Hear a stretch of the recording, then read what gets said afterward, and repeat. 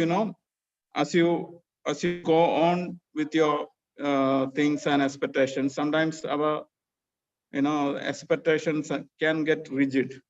It's not a mistake, but it happens all of a gradually, and we may not be aware of this process. In order to deal with this kind of a thinking pattern, we have today the right webinar for you all. And this is, they will give you tools, and they will give you some kind of tips how to come over it. And today we have a wonderful session which is being led by our colleagues from Alternative Story, Prarthana and Apurva. We know them beforehand. They have already have taken sessions for us. And I cordially welcome both of you to this webinar on behalf of CHILDLINE India Foundation. Secondly, we have Mr. Andrew Zakaria from South as a Senior Program Coordinator of Tamil Nadu, who is going to give the context setting. And we have at the end, we have Jennifer Balan, who is going to give the concluding remarks as well as vote of thanks. I welcome both of you to this webinar. And especially, I would like to welcome all of you, all the participants from TAF as well as partner organizations. We know that directors, coordinators, counselors, team members, and even volunteers have joined in our Zoom as well as in a YouTube link. I think it's going to be a great learning experience for all of us. This to our webinar is going to be a wonderful session. I think it's very relevant topic because as we know that we have many expectations to be met, from various people. So sometimes our expectation can go, what we expect others to do and what we expect from us can go too rigid. It may not be that flexible, which can lead to some kind of a trauma or psychological trauma if we cannot meet those expectations. So there needs to be some kind of an adapting skill for each one of us to deal with the problem. So this webinar definitely going to be a self-learning one for all of us. Please do give your careful attention to this webinar. On behalf of CHILDLINE India Foundation, I heartily welcome everyone to this webinar. I think people are on the way to join, and some are already have joined. I think we may get a good kind of a participation today also, as we did in the earlier webinars. Now, I would like to welcome Mr. Andrew Zakaria to this webinar to set the context. Thank you, Nirisha, and good morning to everyone. I think Nirisha also shed light on what I'm supposed to say. And alternative story is not new to us. We've been working with them, and now even when Nirisha introduced, he just mentioned them as they've been part of a team, and I'm really thankful to them for coming up with such interesting topics which are very relevant, which addresses contemporary issues. So to shed light on rigid expectations, there is often said, expectation is sometimes good, expectation is bad, expectations will determine how relationships are, expectations will really have a toll on your emotions and every kind of a thing. And especially this rigid expectation is very much relevant to CHILDLINE, I feel, because unlike other organizations, as CHILDLINEers, we work with different organizations, we work with different stakeholders, we work with the certain times, we have to work with the perpetrator, we have to work with a service seeker, and we also have to work with other CHILDLINEers. So amongst this set of different kind of people, there are certain expectations from ourselves, expectations from the counterpart, which could be based on perception, which could be based on reality. But how can we manage this? Often, for instance, I might have an expectation from my colleague, and when the expectation is not being fulfilled, there is a disappointment. How do we maneuver? So I feel that as a CHILDLINEer, we need to have hands-on tools. How can we counter this on everyday work on how to manage expectation and not to put ourselves into trouble, having too much of expectations and extreme putting ourselves into a situation where we are stressed and we go beyond a level of stress, we go into depression where certain times expectation can cost. So now I would request the team from Alternative Story to shed light on what rigid expectations are, Is expectations good or is it bad? Where do we draw the line? And how can we work on ourselves, and how can we work with our colleagues and all these team members, so that we set certain expectations which is conducive, which is healthy, which promotes cohesiveness within organization. So once again, I would welcome Alternative Story, and it is also good to know that Childline is partnered with HCL to come up with these contemporary webinars where we address day-to-day issues. So over to the team, and as Childliners who have just tuned live here, and some people are watching in YouTube, we are looking forward to hear from you, like previous sessions, hands-on tools which could help us, and also to support our everyday work. So over to the team, and we are keenly looking forward something innovative and something new. Thank you. Thank you so much for that introduction, both Pratik and you.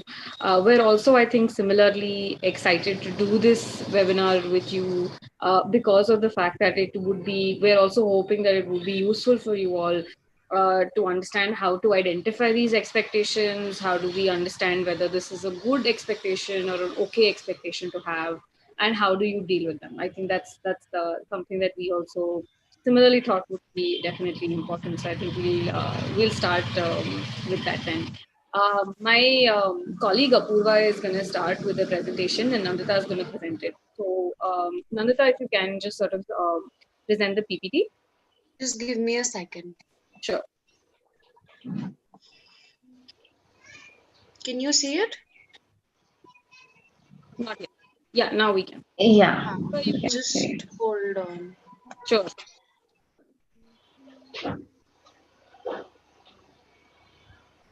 Thank you. Thank you again, Do you everybody. want this part? I think it's going to obstruct the text. I'm going to take it down. Yeah. Wait, can you see your faces on the PPT? Yes. No, not really. No? Okay. Huh. It's okay. You guys can start. All right. Thank you, everyone, again for such a warm welcome. It's great to be here again. And like Pratna said, I think we're all very excited to be here with the topic today, which is addressing rigid expectations. Before we start, feel free to just drop any questions or any thoughts you may have by either unmuting yourself or saying directly, or just leaving a chat here. We'll be taking a look at that. So the topic, like already we've shared here, addressing rigid expectations. I think before we get into even what are rigid expectations, let's just look at what are expectations in itself. Nandita, can we go to the next slide? So expectations, like you may all have definitely had a common understanding about it, but just to put it in a definition, I think these are something like beliefs that something is going to happen, or that something should be a certain way. Either it could be an expectation that you have, or other people that you're in relationship to, they may have. But these are just what we are made of.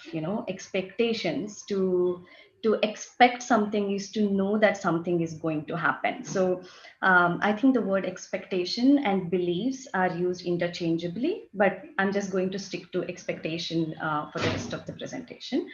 Now, what are the some of examples of expectations? I think just to make the context a bit more clear, could be something as simple as, I hope this webinar is going to be helpful. This is an expectation. And an expectation for me is that I hope that I make sense for the rest of the presentation. That can be an expectation for myself. Or something like, I should be able to be respond to the questions that participants today may have. That can be another expectation. Or I should be able to take some of the learnings from this presentation. That can be another expectation, right? So you may already see that they almost sound like some of the wants or beliefs that you may have, which are so natural to us humans, I think.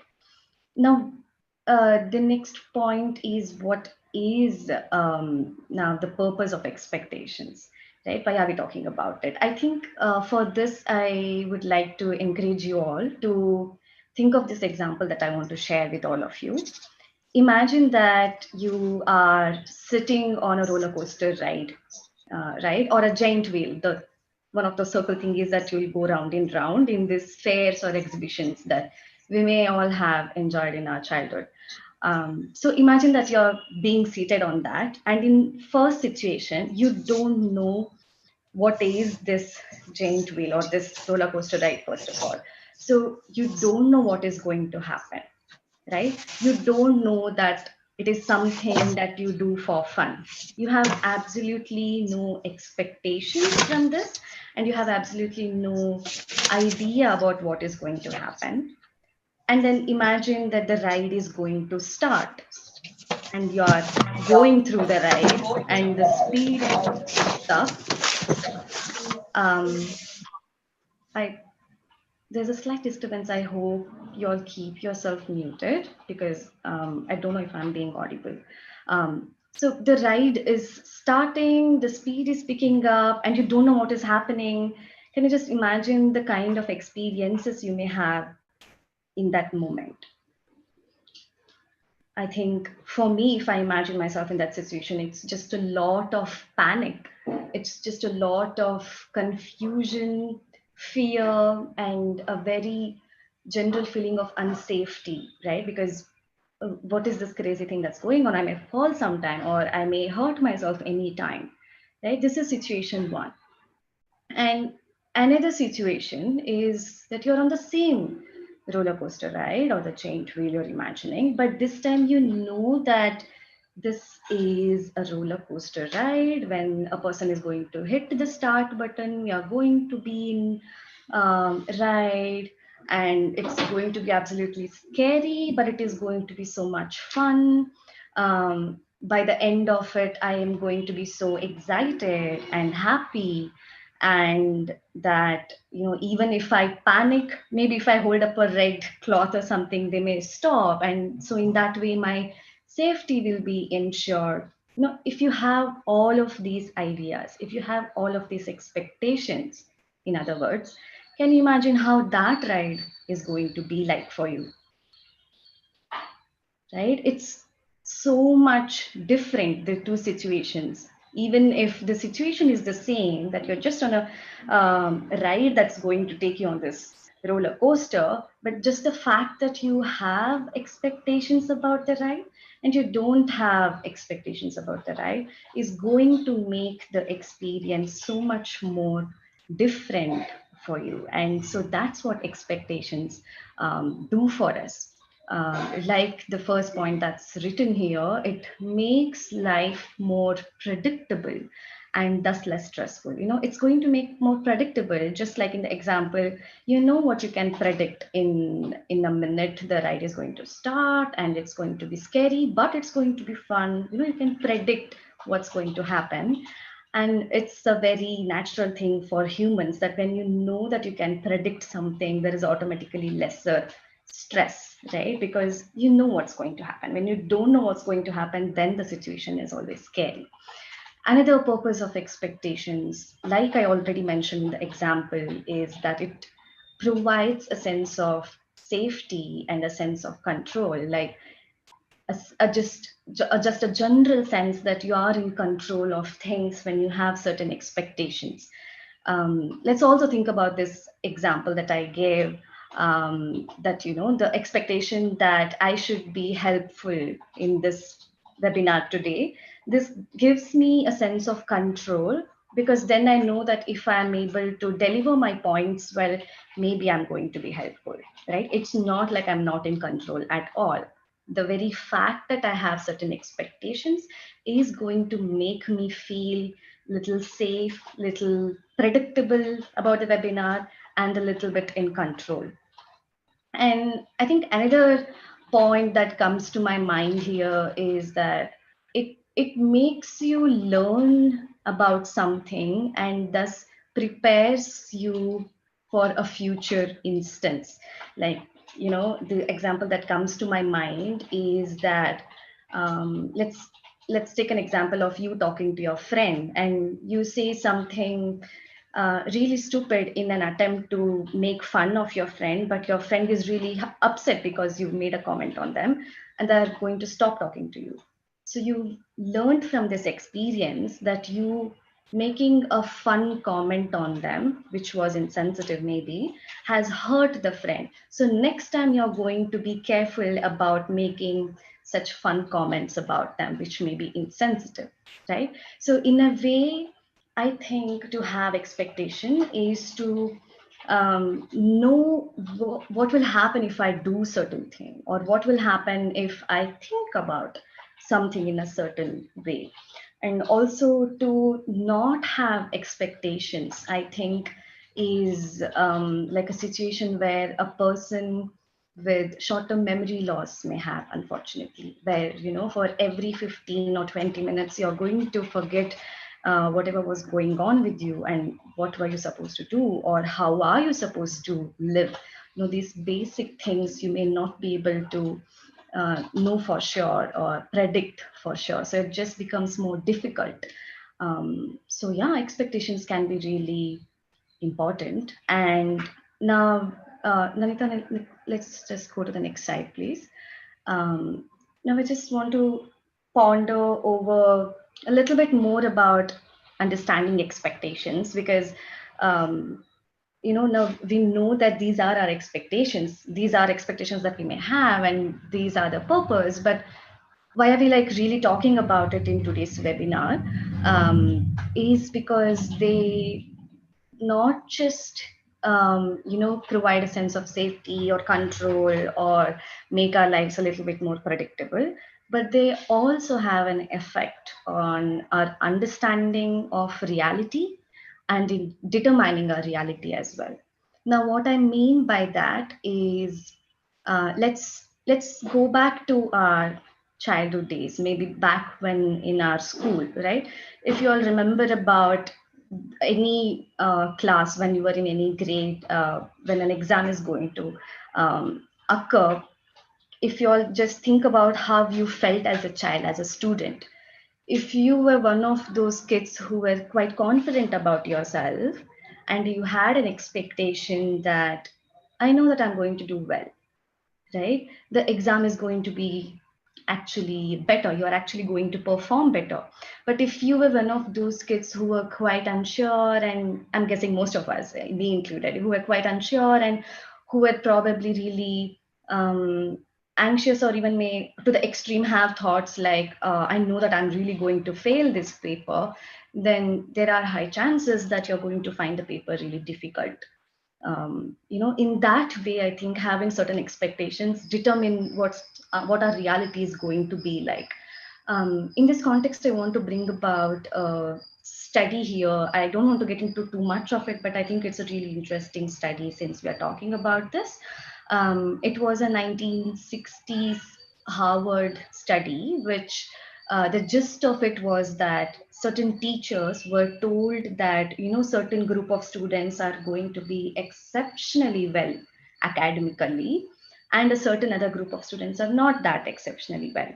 They were they were just told this not because it was actually true. This was just one of the things that researchers sometimes do to alter some of the implications of the study. But so it was not the fact, but they just told the teachers that this group A is really good, group B is not. So the teachers knew that fact. And by the end of the term, when the students were given some tests, and especially IQ tests, the results were such that the group A actually had increased their IQ score than group B, even if it was not true that they were exceptionally well, just because the teachers had an expectation that, okay, these students are exceptionally well. Just this expectation influenced how they're going to behave with their students, how they probably treated their students. Maybe they treated them with more respect, or maybe they pushed them more to do well. Maybe they sort of just, in the non-verbals that we may have, indicated that you're really going to do well in this. And that actually came quite true. The IQ scores, like I said, were actually quite significantly increased than the IQ scores before.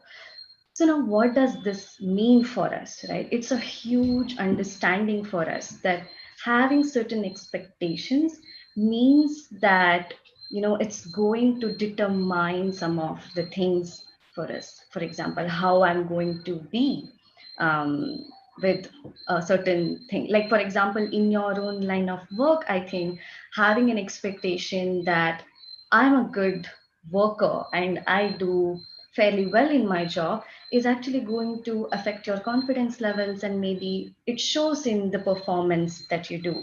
But if you're seriously struggling with your uh, beliefs about yourself, then it may show in the performance as to you may be unsure or less confident about what you do, and it comes across to the people, right?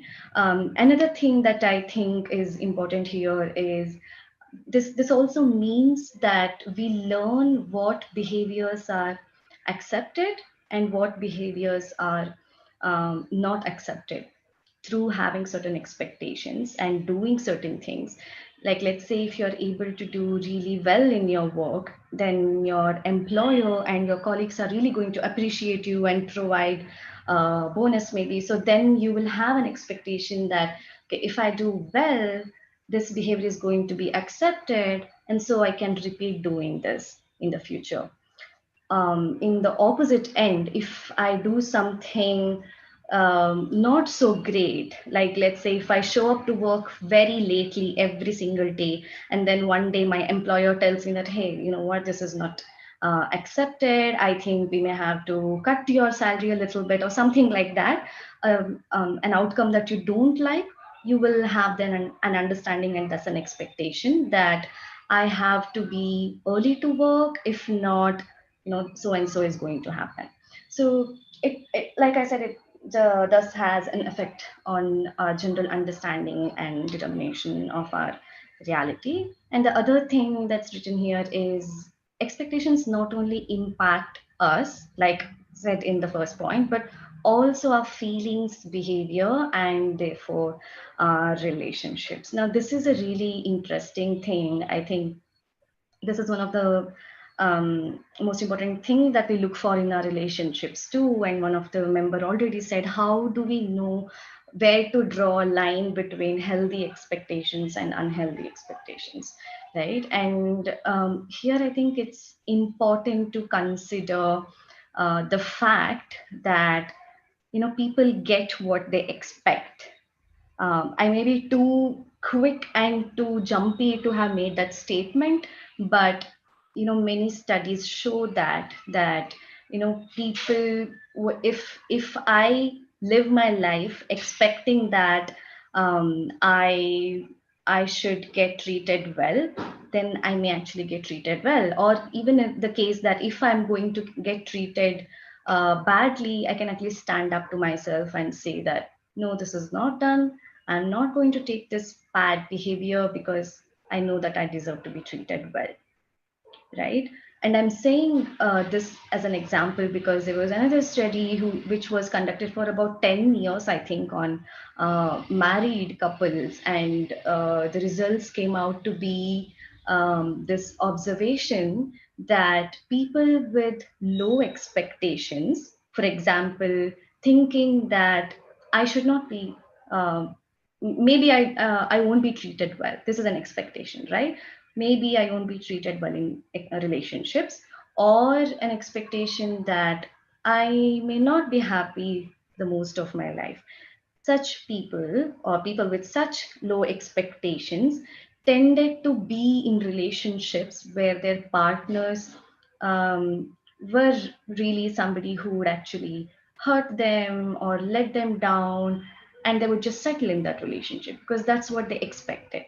On the other end, people with high expectations, healthy expectations that I deserve to be happy, I deserve to be treated well. People with such expectations did not settle for abusive partners or partners who did not even care so much, and in fact chose to stay in relationships where partners respected them, where partners cared for them. So I think this is really important for us to consider, because like I said, we get what we expect, in a sense that what we think about ourselves, what we believe about ourselves, is something we all should really take some time and think about. What are my own beliefs about myself? um, how healthy are they? How unhealthy are they? And one more thing that comes into picture while talking about this is that, when thinking about parenting, it may just be enough that to ensure that your daughter, for example, is safe in her future. Just one of the things that you could do probably today is to just make sure that you treat her with respect, so that she builds on this expectation that I deserve to be treated with respect. And so in future, this expectation is carried. And God forbid, if she is to meet somebody who is not going to let that happen, she can at least stand up for herself, if that's possible, and think for herself that I don't need to stay in this relationship, even for a son. Maybe I'm just giving an example, right? And I think this is not only helpful to consider about parenting, but also for teachers, while having a certain kind of relationship with students. At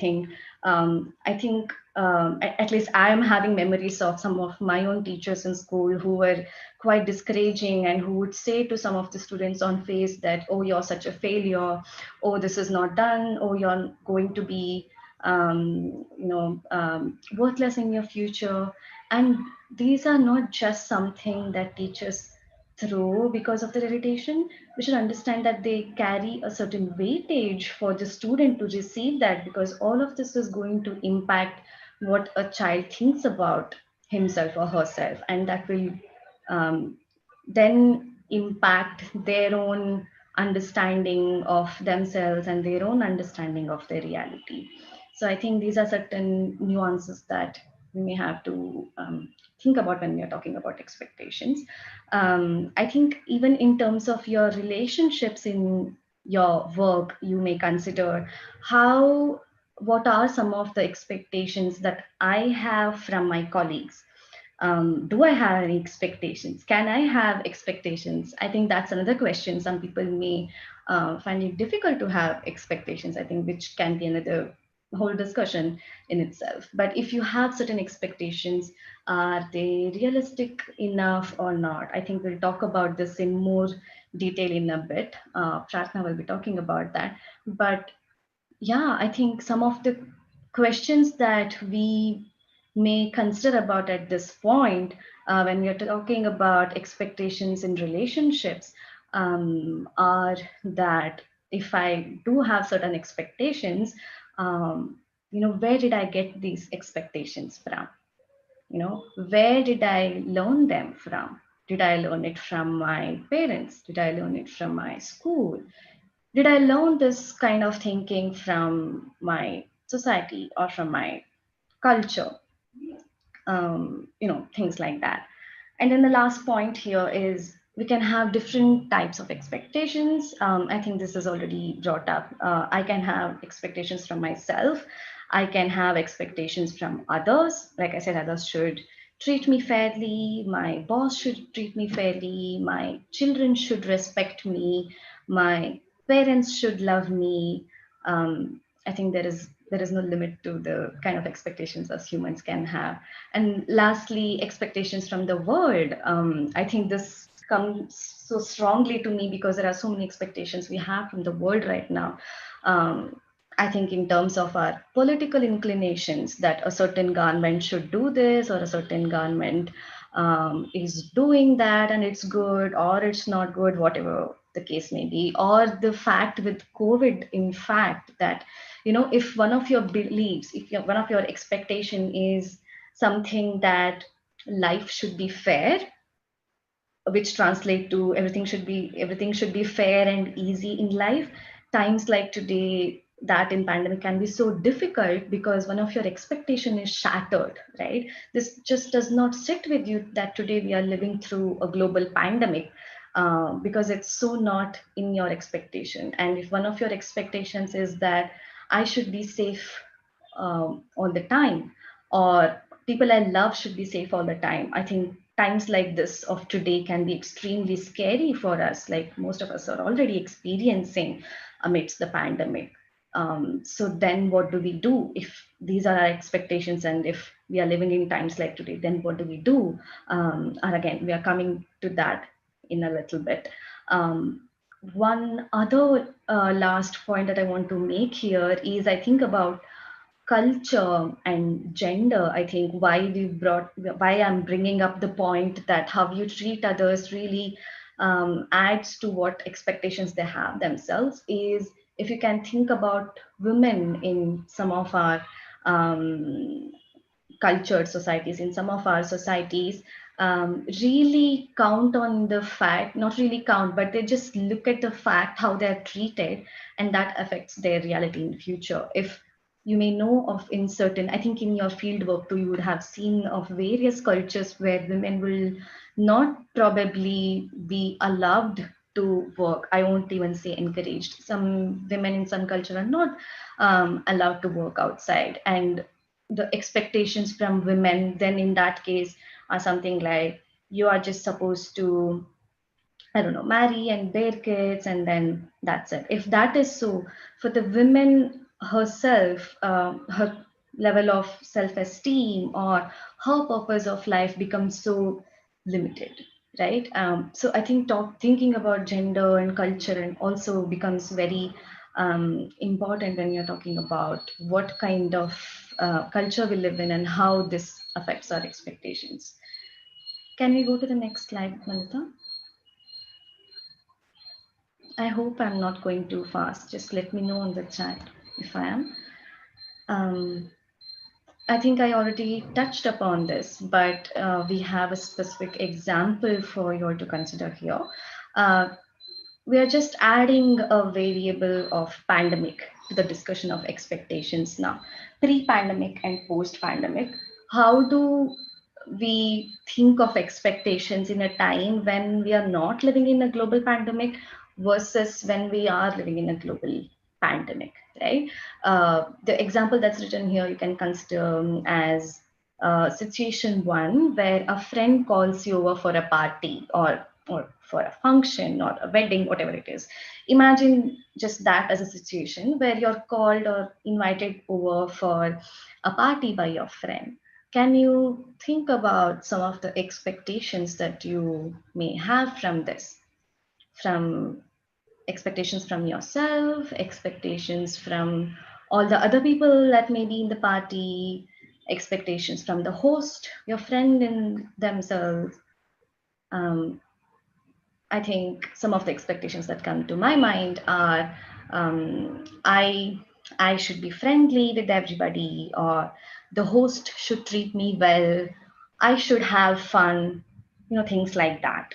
But now, if you consider the same situation in times of a pandemic, can you think of if your expectations change? If they have changed, are they more complex now or less complex? And if they are more complex, what kind of expectations they are? I think some of the things that come to my mind are, and here is the thing, right? It's not like some of your earlier expectations are gone. The expectations that you anyway have from a situation where a friend calls you up for a party, like you should be fun, you should have fun, everybody should be nice to you, and all of that are still there. But upon that, there are a new set of expectations, very emotionally toned expectations, by which I mean that stronger expectations, because there is a sense of fear. Expectations like, I hope everybody should be wearing a mask. I hope everybody is maintaining social distance. I hope not more than 20 people come for the party. I hope I don't get infected by any of the person. I hope nobody coughs. So, whatever the expectation can be, you can see how much different and how much more complex our general expectations can be in times of pandemic. Not just about friend calling you over for a party. This was just an example for you all to think about on these lines. But take about any situation in general. You can think of how times like this today, one of pandemic, can make our expectations so much more layered, as in there are so many things to consider, so many adjustments to make. And what does this do in general? What does this do in the end is that it just adds to a sense of pressure and discomfort and lot of anxiety. Can we go to the next slide?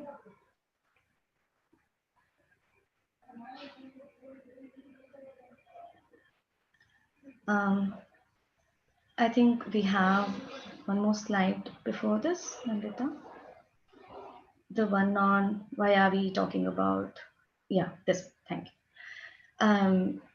This is just one last thing that I want to touch upon here. Is the very fact, is the very question that, okay, that's all fine, but why are we talking about expectations really? Like, psychological context today, why are we talking about this? Is the dialog box that you see here with A, B, C as labels. This is one of the theories from psychology, which is called the rational emotive behavioral therapy, which I'll not go deep into, but to give you all the gist of it here is the thing that the emotions that we feel from any particular situation are not mainly because of a particular event or a particular situation, but because of the beliefs that we have about that particular situation or about ourselves or about the world in general. So emotions that we feel are not directly because of a situation, but because of the beliefs we hold about that situation. I think this is extremely important to understand this, because again, coming back to the COVID example, if I'm feeling anxiety today, it is not just because there is COVID, which is the situation, but it is because of my belief that I should be healthy, I should be safe. If that is my belief, then a situation like pandemic or just a very risky environment outside can be anxiety causing. So any other situation you may consider, an event like a breakup, let's say in a relationship. If the event is breakup of a relationship, loss of a relationship, and the emotion we feel is disappointment or sadness or whatever, the event in itself, the breakup in itself did not cause the emotion of sadness, but your belief that I want this relationship to be life sustaining. I want this relationship to be healthy and strong, and both of us should be together all the time. Beliefs like this can make the event much more complex and much more difficult. So what does this mean for us when we are thinking about a problem and a possible solution for this? Is that when in times of crisis, when in times of a problem, the solution to fix it is not to change a particular problem or a particular event, but to think about how can I change my expectations about it. That's what is written here. So the key to fix something when it isn't working for us is to alter or change our expectations instead of trying to change the situation. Now it is so hopeful if you think about it, because an event like a pandemic is not something that I can do something about, right? I cannot just raise my magic wand and say disappear COVID. It's not in my control. So many things are not in our control if you think about it. So then what do I do? If I change my expectation from something like I should always be safe and healthy, if I can change it to something like I hope I'm able to take care of myself, I hope I'm able to save most of the time, if I change it to a healthier, much healthier and a much realistic expectation, then my anxiety is going to be so much more less and manageable. So that is the homecoming point here. When you have a problem, instead of trying to fix the problem, can we change our expectations in itself? So that was the main point of the theory and the slide here. I saw that one of the participants raised a hand here. Do you have any questions, any thoughts you would like to share with us?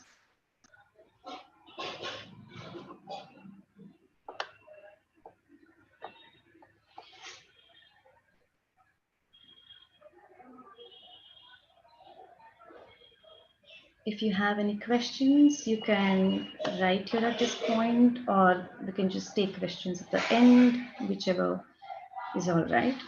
If not, Pratna will be continuing with the rest of the presentation.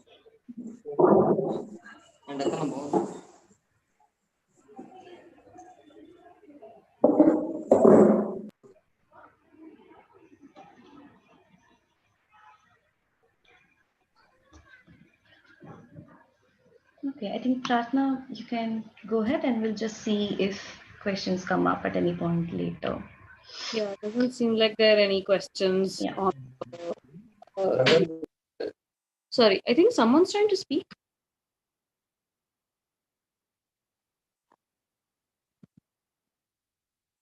No? If if you're having trouble in connection issues or asking the question on by unmuting yourself, please feel free to also drop in a question so that we know that that's the question. We'll try to address it.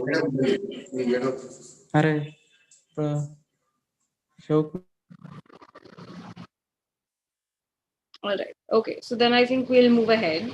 Now that Apurva has talked to you guys about what are expectations, what can expectations look like, and why are we really talking about expectations at all? Why is this even important to talk about?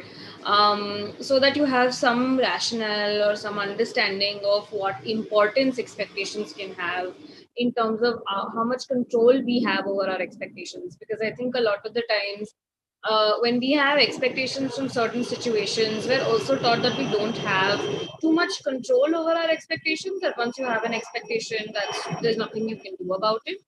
And but in order to understand how to change our expectations, one of the first most important steps in that process becomes trying and understand, even identifying what is the kind of expectation that you're having. Because it's not like all expectations are bad and that you should never have any expectations from any situation, or that all expectations are good and we must live a life in which all of our expectations are going to be fulfilled and that's the only way to live. I think either of those extremes are not going to be very useful for any of us. So to a certain extent, one of the most important steps in dealing with expectations becomes identifying what kind of expectation we're having in any particular situation. So right now, what we're going to spend some time in talking about is to talk about what are the different kind of expectations that can exist in our own minds for a particular situation, right? And considering the situation that we brought up in the beginning, where if someone calls you, if your friend calls you to their house, if your friend calls you to their party, then what kind of expectations what expectations are you having, and what kind of expectations are those, right? So the first kind of expectation that we're going to talk about are flexible expectations. Flexible expectations are basically where you have some expectations, but you're not attaching too much of your own self or too much feeling to those expectations. Is that you have the expectation, but even if it's not fulfilled, you're not necessarily going to be too distressed about it. It's there, but it's also just you feel ambivalent about it. If it happens, it happens. It doesn't happen, it doesn't happen. That's okay. So to a certain extent, flexible expectations means that you do have expectations from your environment, you do have expectations from yourself, or you do have expectations from other people. But if those expectations are not necessarily met, or if those expectations aren't fulfilled the way that you thought they were, it doesn't necessarily, you're able to adjust or adapt to it. So those are flexible. You're flexible to the expectation. You're also flexible to changing your expectation according to the situation around you. So the example that's given here is, I want to help as many people as I could, but it's okay if for some reason I am unable to. Right. So to a certain extent, in this particular example, the person does have an expectation from themselves to be able to help as many people as possible. But at the same time, it's also possible to say that even if the person is not able to meet that expectation, which is that they should help people, even if they're not able to help people, that it's okay for whatever reason. So they're also able to understand that if a particular expectation is not met, what could be the reason, or what could be the idea behind that expectation not being met, which usually becomes a very important aspect of our everyday life, is that we do have expectations, but how do we deal with the process of them not being met or them being met? How do we think of those expectations after the situation that we're preparing for actually turns out that way? So those are flexible expectations. Weak expectations is another kind of expectation that you can have, which is a situation in which you don't have particularly strong expectations, or you don't have any expectations from that particular situation. And that can happen from ourselves, that can happen from in terms of our work, sometimes that can happen in terms of us with our family. Sometimes that can happen with the pandemic as well, is that you don't necessarily have expectations. In this particular situation that we're all stuck in, I think, try to think of like how we used to have expectations from perhaps the COVID-19 finding a vaccine, or it going away, or the lockdown helping us. In the beginning, in March, you may have had different expectations from the pandemic. You may have had different expectations from Corona itself. And now versus now, how are your expectations towards the pandemic? How are your expectations towards that?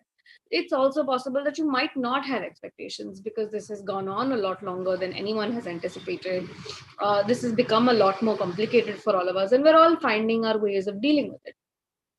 But to a certain extent, that also means that it's possible for you to have weak expectations from it, because of the fact that there's so much uncertainty, because of the fact that there's so much about it that's difficult, that you may have weak expectations from it, to say, I don't really expect anything to happen anymore, I don't expect anything to change. So that's one of the examples for having weak expectations, is to not really have much of an expectation from a particular situation or another person. So the example that's given here for a weak expectation is that I don't expect anybody to understand me.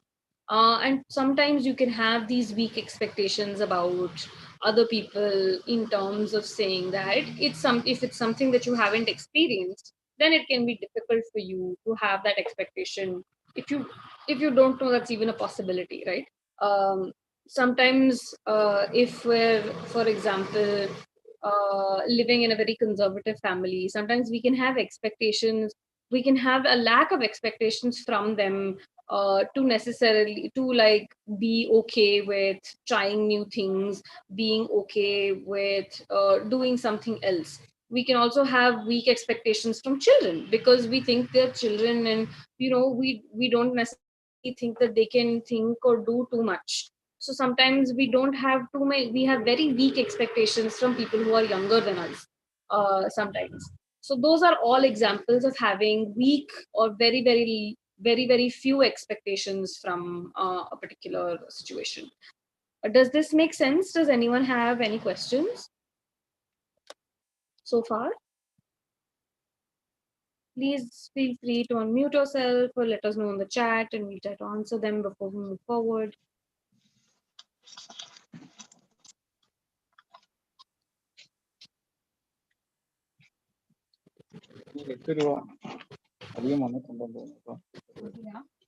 എങ്ങനെ നടക്കുക 2 രൂപ കൂട്ടിയപ്പോ കണ്ടു വ്യത്യാസം വന്നാ 870 എന്റെ ഓർമ്മയിൽ.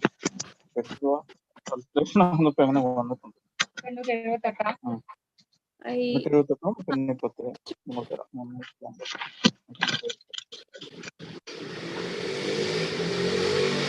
Okay, I think then we can move forward. Please let us know if you have any questions. All right. So now I think we're going to come to the main aspect of why we are even having this webinar, or what is the reason that we're trying to sort of include all of these aspects of what expectations can look like, what the type of expectations, is to understand what are rigid expectations. The reason that we need to talk about rigid expectations over other kinds of expectations is the fact that when we have flexible or weak expectations, that to a certain extent kind of means that we are able to change according to the situation. We expect something and it doesn't happen, then we're able to adapt to that particular situation. We're able to then understand what to do in that particular context or with ourselves. But when it becomes difficult, or when it becomes difficult for us to deal with other people, or when there is conflict, according to this school of thought, is when we have rigid expectations. Rigid expectations are usually when we expect something to happen for, without necessarily too much of a rationale or too much of a logic to it, when we necessarily expect a very specific expectation from a situation, and if that situation does not turn out the way that we thought it would, or if that expectation is not fulfilled, then we feel distress, or we feel it has an effect on us for sure. And the reason that we need to deal with this particular situation is because, like Apurva mentioned, expectations have an effect on us and determine our reality. They affect our feelings, they affect our thoughts, and they affect our behavior. And usually that becomes a cause for concern or a problem when the expectations are too rigid. So that's kind of why we wanted to talk about expectations that are rigid. So the main characteristics of rigid expectations are that they take you away from your goals. In the sense that, say, for example, if you need to get a particular task done at work, and if you are given that task to be finished by a particular deadline, and if that deadline is not, sometimes we can feel a lot of stress or a lot of anxiety about that particular deadline, and because we are so worried about that deadline and we're spending so much time worrying about the deadline, we can then not feel like working. That tension reaches a level where we're not even working. We know we're supposed to work, but we're not doing it.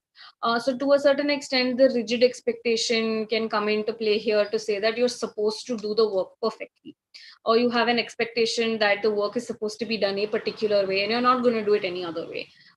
So to a certain extent, a rigid expectation from your deadline can mean that it's taking you away from the goal, which is to finish the work by the deadline. So that is one of the characteristics of a rigid expectation. Another characteristic of rigid expectations can be that there is black and white thinking. What we mean by black and white thinking is that we can either think that situations are either very, very good and they are perfect and they are amazing, and it's brilliant, or we can think that it's completely black, which means that if something didn't happen, if a situation didn't turn out the way that we thought it would, or if your expectations are not fulfilled, it means that it's completely terrible. It's all bad, everything is horrible, everything is going to fall apart. And to a certain extent, we can having rigid expectations from a particular situation can mean that we either expect everything to be like amazing or everything to be terrible, and that there is no middle ground, there is no space for any other kind of situation to occur. So, for example, say in the example of the expectations that we did in the beginning, where you said that, say, for example, you have to go to a party and you have expectations from yourself that you will have fun at this party. You have expectations from the host that they will that they will pay attention to you and that they will talk to you and it will be a lot of fun together, right? And you can have expectations from the other people or from the situation of the party that it's going to be safe and that it's going to be okay, and that it's going to be a good place for you to be in. And if any of these expectations are not met, if even two of these expectations are met but one of these expectations are not met, and you feel upset about that, Black and white thinking means that because that one expectation is not met, you start to feel like everything is bad, that the party was horrible, that it was just a really, really bad party and nothing was good about it, even though only one of your expectations was met and actually the other two expectations were. Or that if everything went well, then everything needs to be perfect. So it having rigid expectations from any situation can mean that you put these expectations in these particular boxes about whether something is amazing or whether something is absolutely terrible, and there is no in between for that. Another characteristic of rigid expectations is that sometimes what we can do is, in order to meet the expectations or in order to make sure that those expectations are fulfilled, we sometimes try to fight for it. We sometimes say, no, it has to happen this way and no other way. uh, People can get stubborn about the way that their expectations need to be met. Say, for example, if you, with your children, like sometimes parents are very strict about how they want their children to study or how they want their children to perform in school. And that is in itself an okay expectation to have. But what kind of expectation is it? Influences their behavior towards their children, right? So if you had a rigid expectation about your child's performance in school or about the marks that your children get, it means that you can sometimes get angry with them or sometimes feel like you need to you need to be strict with them in order to meet the rigid expectation that you have from their performance in school, saying you need to get good marks, you need to get 90%, you need to get first rank. These kind of expectations, we can sometimes use conflict or sometimes use force to be able to get that expectation. So when we start doing that, when we start increasing conflict, because once we start you being strict, even if it doesn't get that expectation, even if it doesn't get marks, sometimes parents can get frustrated saying, I keep telling him to study, I keep telling my child to study properly, I keep running behind him to do his homework, but he still doesn't get good marks. That can sometimes mean that despite the fact that that particular way of behaving is not getting you the result you want, still you are maintaining that expectation. We're not questioning that belief or that expectation at all, despite increasing the conflict to get there. So that's another characteristic of a rigid expectation. Another thing that is a characteristic of a rigid expectation is a refusal to accept limitations, a refusal to accept the fact that there are some things that we might not be able to do. So say, for example, like in this situation with parents and children, we might have an expectation of them to get first rank in school, and if they don't get first rank in school, we will not, if we're finding it difficult to accept the fact that the teachers might not be that good, or this is a subject that the child isn't very strong in, or it's just a difficult time in a pandemic right now for children to be able to study. These are limitations that children will face in studies, in concentration, in focus, in understanding, because they're not in a classroom environment, right? But to a certain extent, these limitations can be very difficult to accept. And if they become difficult to accept, then that means that it is a rigid expectation. So that is one more characteristic of a rigid expectation. Another characteristic of rigid expectation means that it would be you have an excessive need to establish control over the particular situation. So in the same example that I gave with children and their marks, if you feel like a particular your child needs to get good marks and that's not happening, but if you feel the need to meet these expectations, if you feel the need to constantly do something to meet the expectations, it means that you're trying to establish control over the situation by saying, no, it has to happen this way, it has to happen the way that I am thinking about it, it has to happen the way I expect it to happen, no other way is possible. That's when we're also trying to use our behavior to try to establish control over the situation. And the reason that this sometimes becomes a problem when we're trying to establish control over the situation is when we might not actually have that much control, or uh, we're not accepting the limitations over that particular situation. So that is also a characteristic of rigid expectations. So to a certain extent, it's also important to know that these characteristics and of rigid expectations are not separate from each other. They are not happening separately, but sometimes they also happen together. So sometimes what can happen is you can have a lot. You can have black or white thinking, and then you can refuse to accept the limitations of a particular situation, which might take you away from your goals. Or you might have increasing conflict with your coworkers or your children or your family members to meet certain expectations. You might do something to try and establish control over that situation, and that might then lead to more conflict. So that these kind of rigid expectations don't necessarily happen separately. Sometimes they happen, you have many characteristics of them kind of working together to make things difficult for everyone around us. And it's important for us. That's why when trying to understand how to deal with expectations, or how to understand how to sort of have more of an idea of how to be more at peace with our expectations, is to move away from having rigid expectations. And the way in which we have to deal with moving away from rigid expectations is, first of all, to actually identify or accept the fact that your expectations are rigid, which in itself can be the most difficult part of it. The most difficult part is literally trying to understand which of my expectations are rigid, and what are the expectations I'm having from a particular situation. And that requires some kind of reflection, some kind of thinking, some kind of introspection, to go within ourselves to try and understand that if we're feeling distressed, if we're feeling upset, if you're feeling irritated or angry towards a particular situation, towards a particular person, or even at ourselves. Like sometimes we can be quite upset with ourselves when we don't get something done, or when we don't do something.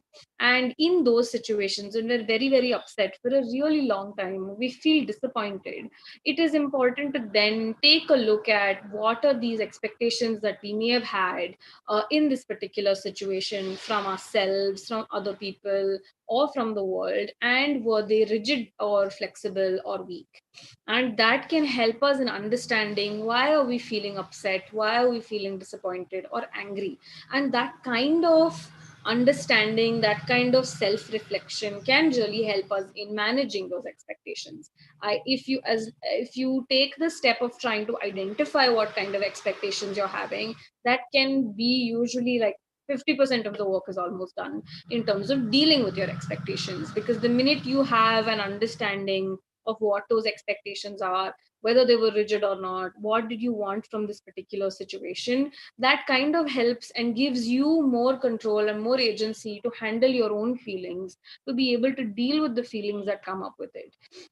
So say for example, in the situation that I was talking about when talking about rigid expectations, if you have rigid expectations towards your children's performance in school, that can affect your mood, your behavior, your own thoughts about your child, and that can affect you. You might be upset and angry and really stressed about your child's performance in school. You could worry about it all the time. You could be really irritated at home, and that could affect how much time you spend with your child. That could affect other aspects of your life as well, in terms of your performance at work, or your work at home, or your behavior with other people in your life apart from your child. Because when we take stress about something, or when we feel upset about something, it doesn't just affect that particular situation, or doesn't just stay within that particular situation. It affects other aspects of your life. So if you're stressed about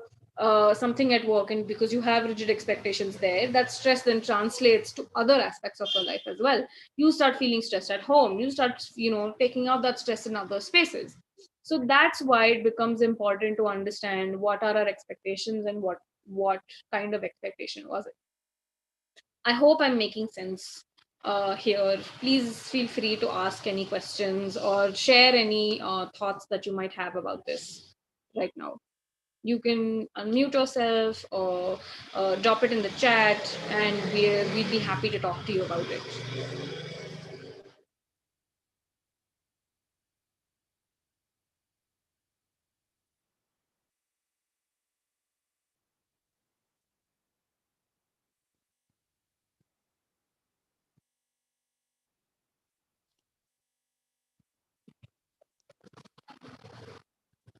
Even if you have comments, that's also fine. No problem. We just want to make sure that you've understood what we're talking about, or we're not going too fast, for sure.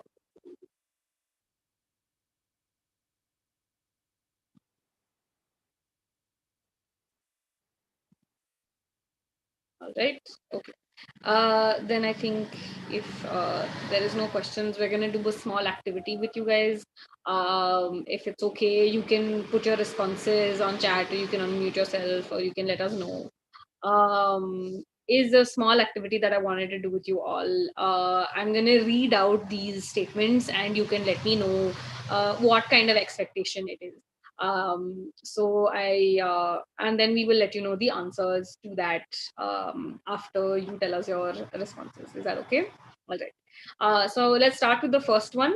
I am putting my life at risk by working in the field during a pandemic while taking all the precautions. People should be cooperative. What kind of expectation is this?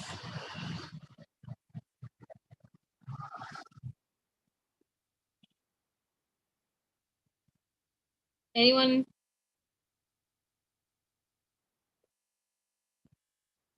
Does anyone have any answers?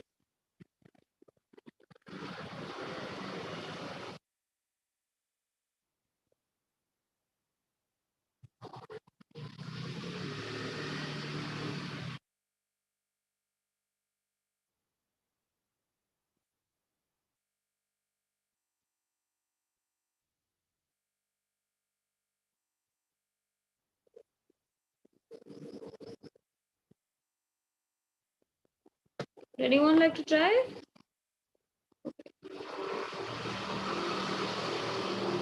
What kind of expectation would this be? Is this a rigid expectation? Is this a weak expectation? Is this a flexible expectation?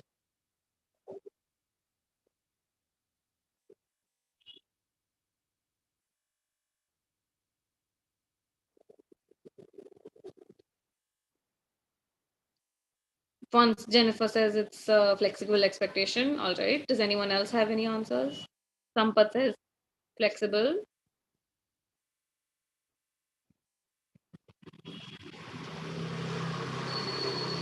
Abhishek also says flexible. All right. Okay. Actually, interestingly, the first one is a rigid expectation. It's not uh, it's a rigid expectation in the sense that there is no statement about the fact that if people are not cooperative, what happens? Is this person okay with the fact that people aren't going to be cooperative if they walk down the street and there are people wearing no masks? It is a valid expectation to have, but it is a rigid expectation to say everyone should be cooperative. Yeah. So the first one is a rigid expectation actually. All right, let's try the second one. Others should be as hardworking and dedicated as I am towards work. What kind of expectation is this?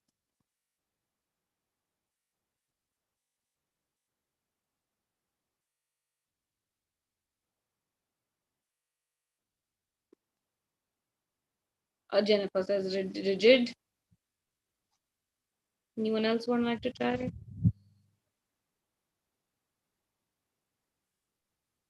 Rigid.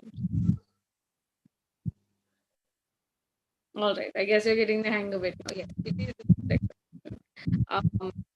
All right, then let's go to the third one. My team leader is busy doing other things and unable to manage PPE kits and masks. It's okay. I will wear a dupatta napkin while working on the field. What kind of expectation is this? Someone says flexible. Someone says flexible again. Abhishek says weak. Suparna says flexible.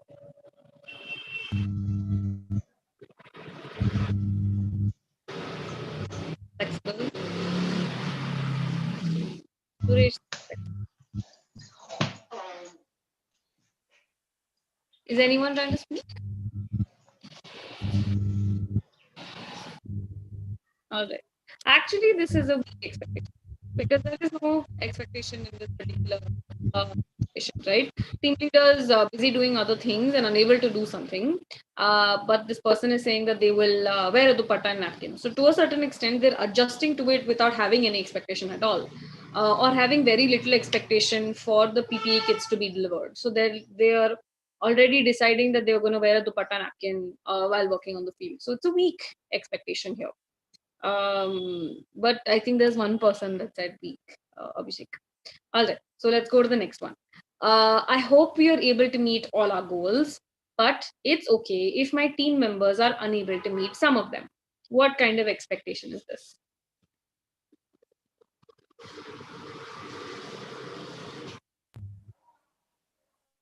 Flexible, Suparna said. Flexible. Right, Ramesh also said flexible. Yes, you guys are right. This is a flexible expectation because there is an expectation about meeting goals, but it also said that it's okay if they're unable to meet some of them. So to a certain extent, expectation is there, but saying that if the expectation is not, that's also fine. If some of the expectation is not met, that's also fine. And that's an important aspect of expectations that are flexible, is that it's there, but if it doesn't happen, that's fine. We'll be able to adjust. क्या उधर खींच sound का बोल मेरा बोल. All right, someone needs to mute.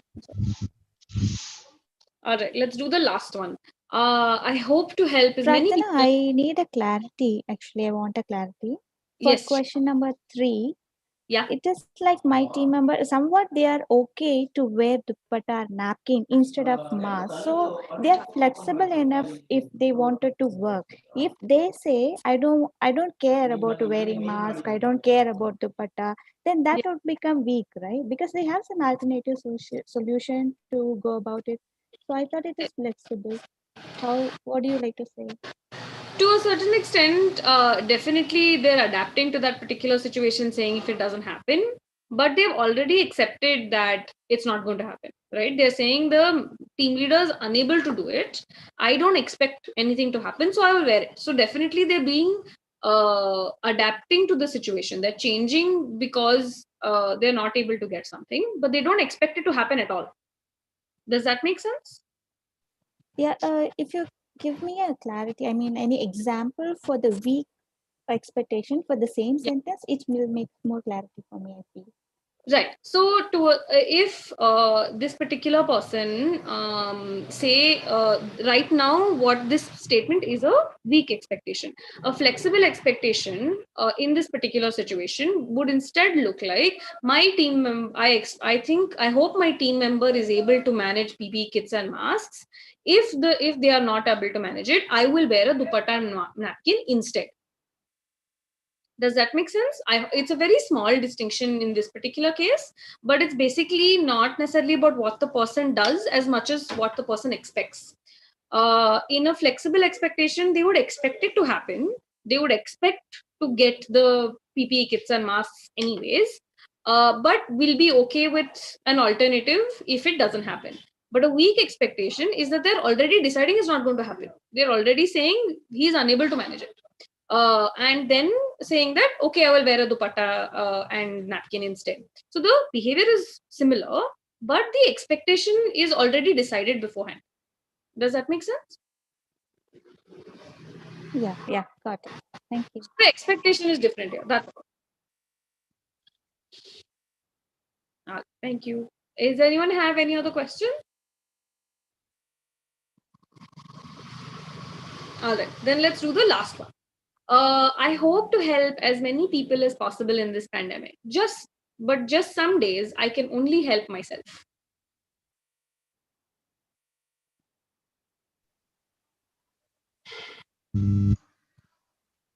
Ramesh says flexible. Suparna says weak. Abhishek says weak.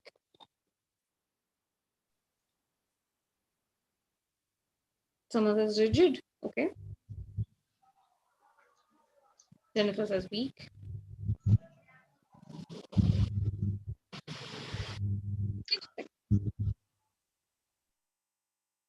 this is actually a flexible expectation, right? Because this is an expectation that's set. I hope to help as many people as possible in this pandemic is an expectation, right? To say that I want to help as many people, but some days I can only help myself. And to say that the expectation might not be met means that it is flexible. So this expectation is actually flexible. So there seems to be a little bit of conflict between weak and flexible expectations. And some say statements feel like they're flexible because what we're doing is flexible, and some while they seem flexible may be weak. So what's really important to focus on when we're trying to identify the type of expectation is not to focus on what the person is doing, but to focus on what the person is expecting from that situation. Does that make sense? Is to then look at what did the person anticipate was going to happen. If the person anticipated that something was going to happen and is okay with whether it happens or not, that's a flexible expectation. If the person doesn't expect anything to happen and is already changing that particular situation, that means that it's a weak expectation, because it's either that they have a very little expectation from a situation or they have no expectation from it. They're saying that I will take care of myself. That's when it becomes a weak expectation. I hope that makes sense to everyone.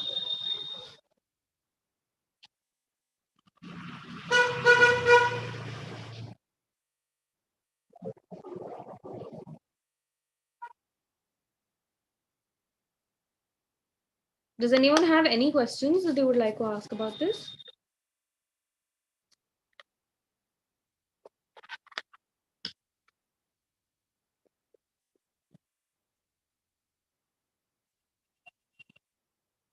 All right.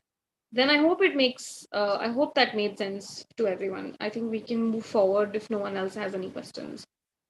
This is how we tend to identify our expectations from a particular situation.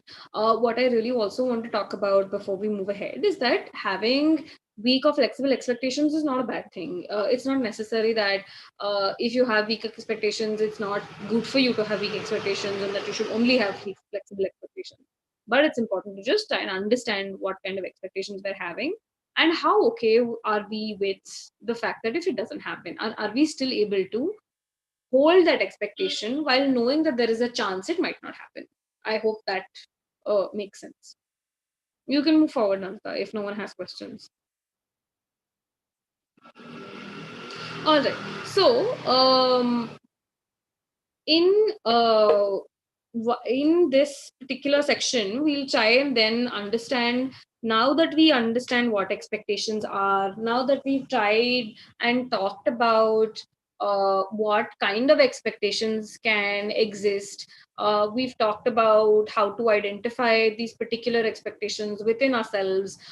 We've talked about how situations can change our expectations, how we can have certain expectations from certain contexts, and how it can also influence how we're feeling, how we're behaving, how we're thinking. Then we can sort of move on to talking about how do we manage these expectations. Because like I said before, sometimes what happens is that when we have particular expectations from a particular situation, a lot of us are also taught to sort of never question those expectations, or we're never really opened. Nobody really teaches us about how to manage them, or even nobody even tells us that we have any control over these expectations.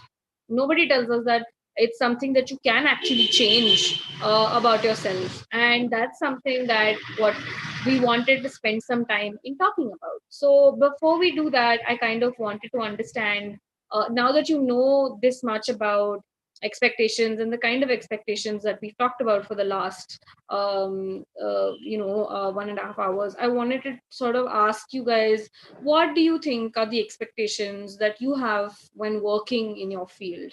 And is that something that you can identify as weak or flexible?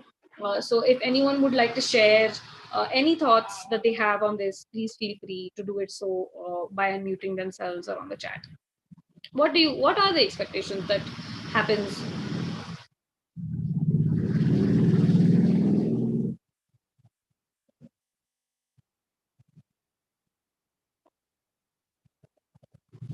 It can be expectations from yourself. It can be expectations from your coworkers. It can be expectations from the field. It can be expectations from your team members, your bosses, your organization in general, your family members, the children. What kind of expectations do you think you have? Would anyone like to share?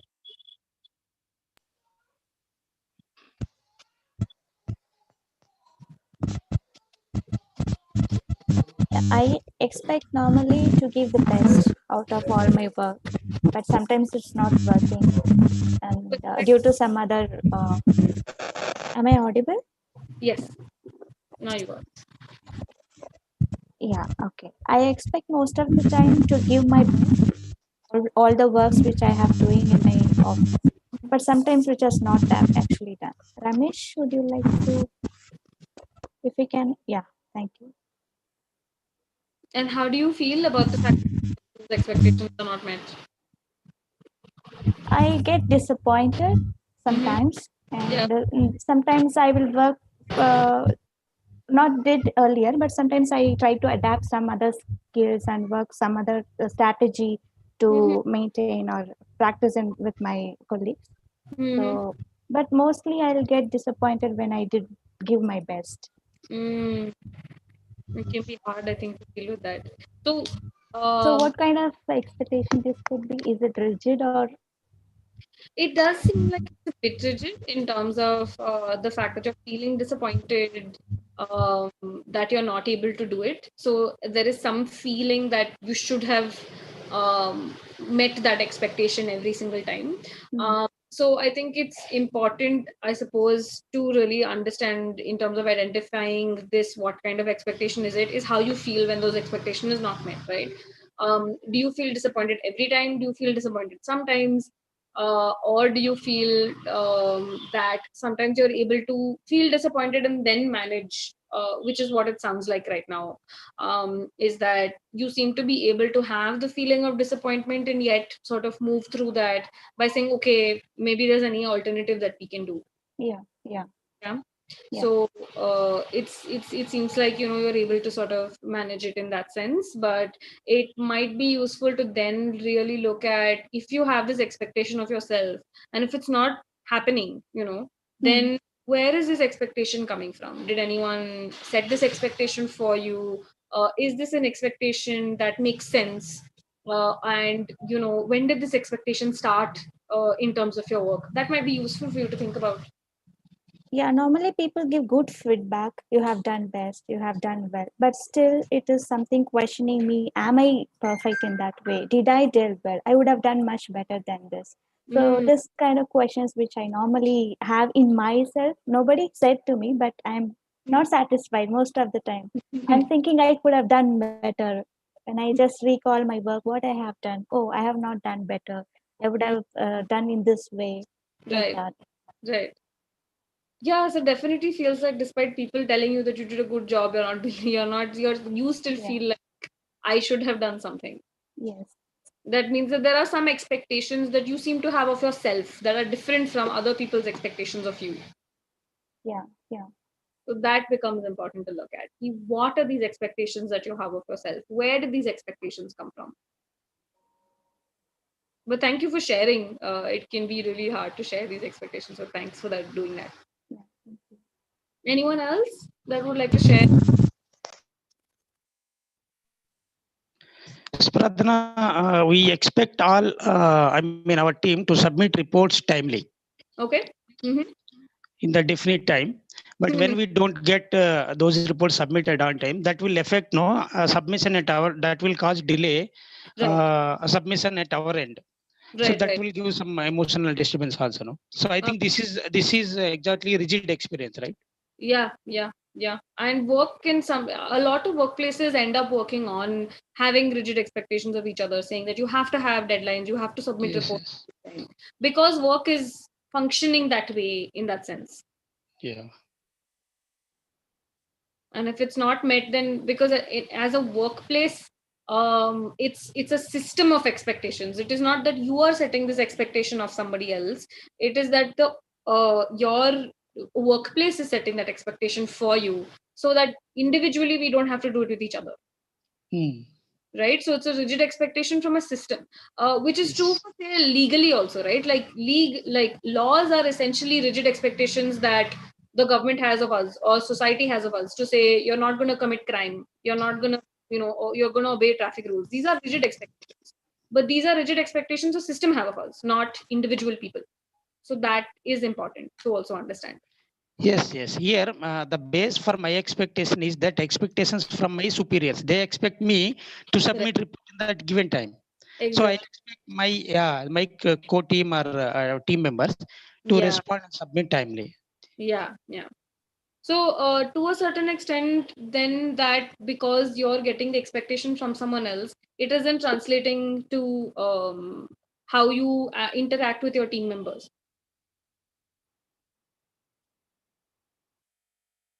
And then we will talk about managing, in talking about managing expectations, we will then talk about how do you deal with these expectations from yourself or from your team members. But yeah, submitting reports is a big expectation, I think, that people have, for sure. Correct. That you have to submit it on time, they have to be of a particular quality. These are expectations that people have. Yes. Absolutely. Thanks for sharing that. Is anyone else?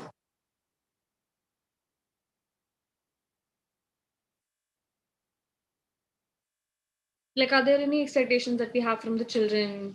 Are there any expectations that we have that may not have been fulfilled in terms of the system when we're helping them? That sometimes people are unresponsive, partner organizations, these things can also be there.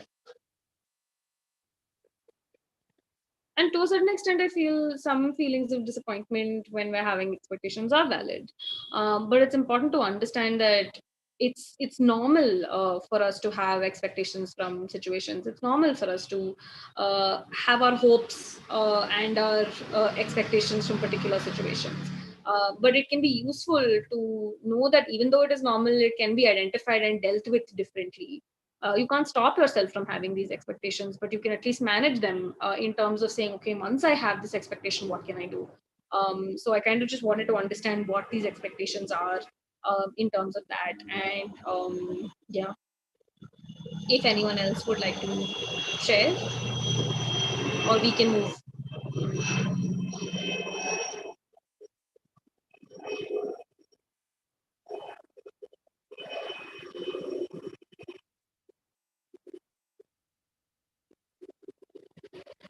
All right.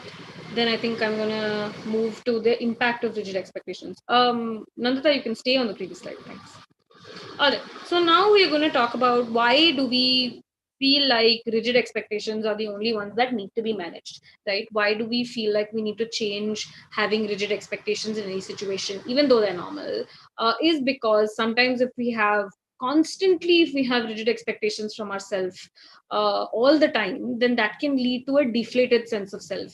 What this means is that if you constantly feel like you have rigid expectations of yourself, that kind of means that when those expectations are not met, you constantly feel disappointed, you constantly feel upset.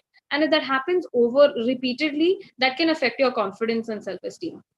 Because in a particular situation, when you have certain expectations of yourself, say if you feel like you need to perform well at work and you need to perform well at work all the time, a rigid expectation can mean that if you're not able to perform, you're not really thinking about why that didn't happen, or you're not really wondering whether that expectation, if there is a reason behind that expectation not being met. You're not really okay with the fact that that expectation was not met. You're not dealing with that sense of disappointment, which means that then that can lead to feelings of blaming yourself for thinking that you didn't do something properly, or scolding or being strict with yourself in terms of saying that this expectation was not met and it should have been met and it should have been done this way and no other way. If we're very rigid about that, that can mean that we cannot like ourselves very much. It can affect our confidence. We cannot believe in our ability to be able to do something if we keep disappointing ourselves this much. And that's really important to look at, because it's important in any field, in any work, in anything that we do, to have confidence and self-esteem, and to trust ourselves that we're able to do something. Because if we keep feeling like we're not meeting our expectations and not thinking about why we're not meeting those expectations, that can lead to a deflated sense of self. We don't like ourselves anymore, and we don't understand why. So it's important that it can be very difficult impact of having rigid expectations constantly of ourselves in different spheres. So that happens.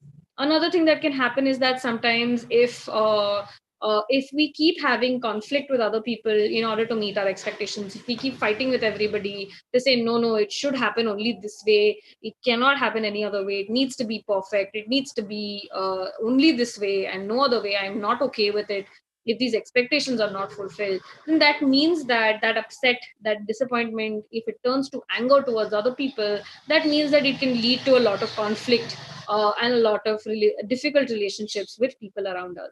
So if this is basically related to the kind of expectations that we have towards others, if we have rigid expectations towards other people, that can increase conflict and that can release tension or stress that we have with other people in our lives. So that can be another impact of having rigid expectations constantly. Again, that over and over again having like rigid expectations from people around us can mean that the conflict continues to exist, because you keep having expectations of them, you will keep expecting it, it will keep not happening, and you will keep fighting, and that turns into a cycle of conflict that is not stopping.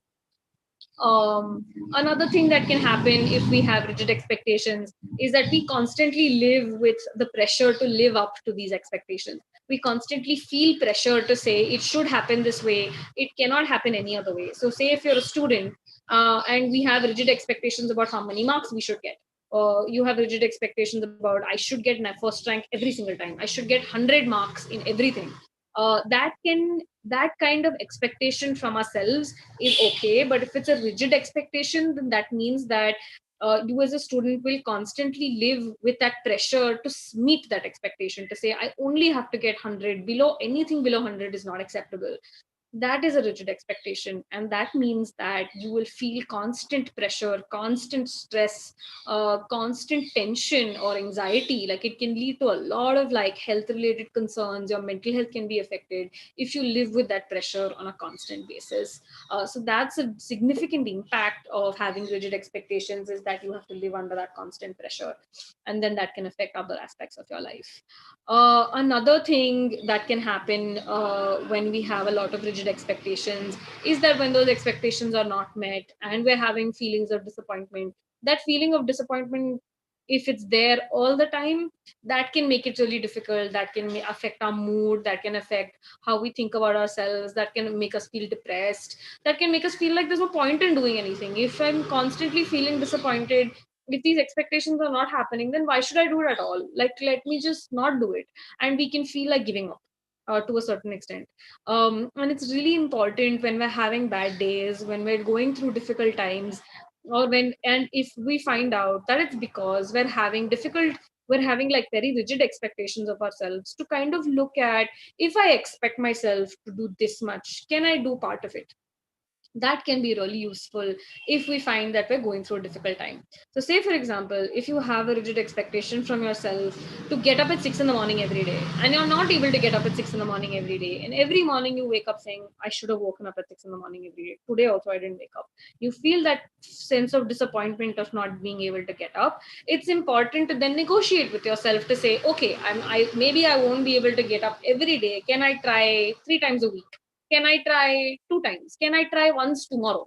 And then take it from there. So that's kind of trying to deal with those expectations from yourself, to say, okay, if I'm not able to wake up at 6 in the morning every single day, can I try a little, can I try one step forward from there, rather than saying that if you don't wake up every day, it's a complete failure and you shouldn't try at all.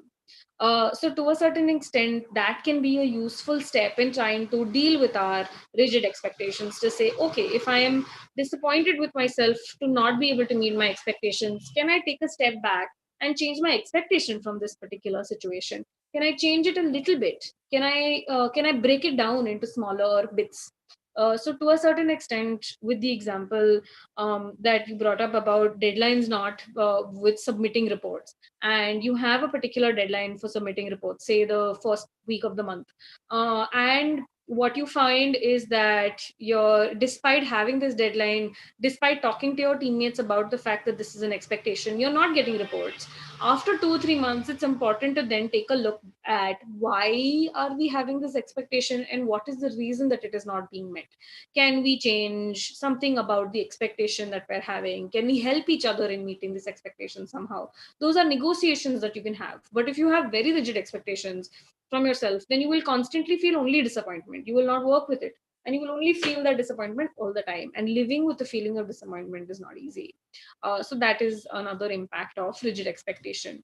And it's important in one of the steps of managing expectations, rigid expectations, is to then take a step back and re-look at what is that expectation, where is that expectation coming from, and is there any other alternative to changing that expectation that we can manage.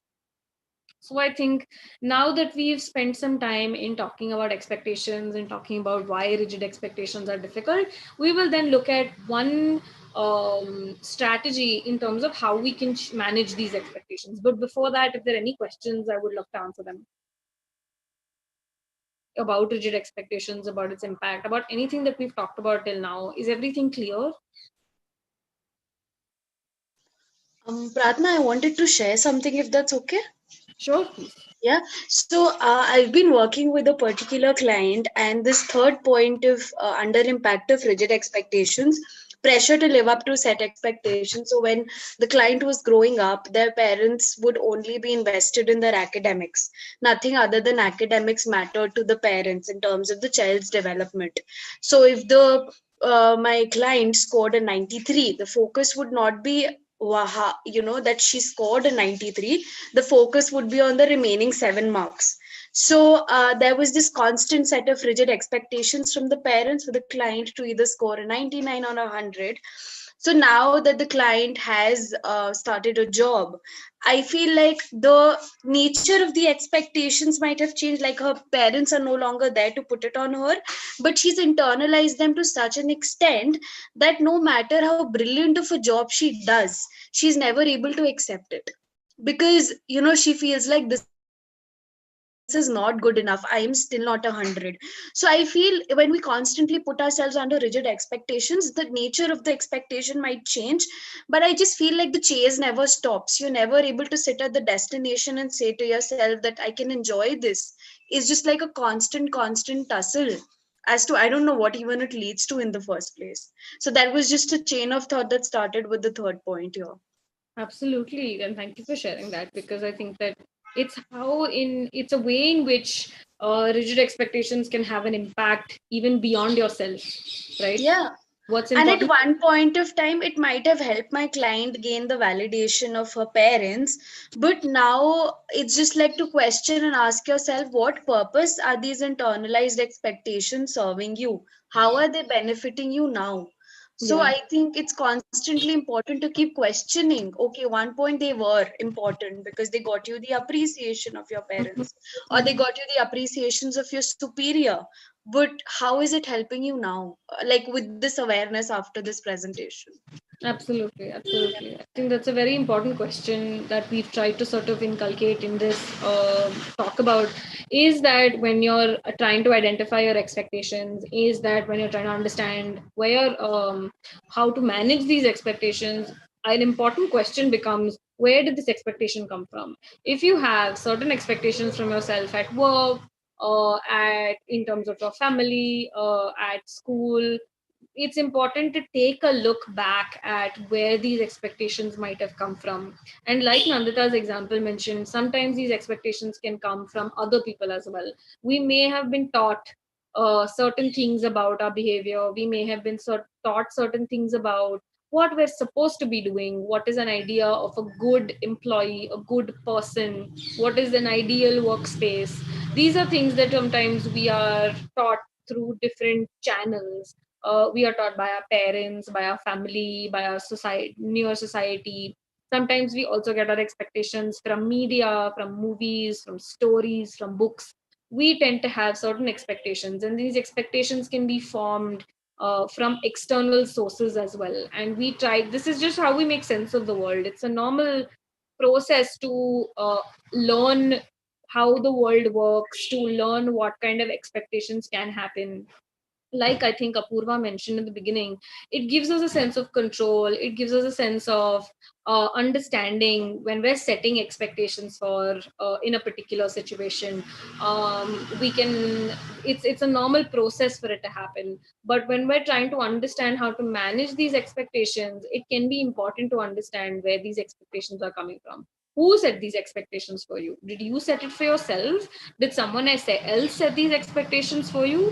Who is this person that set this expectation for you? And are you okay with the fact that this expectation is set in your life, right?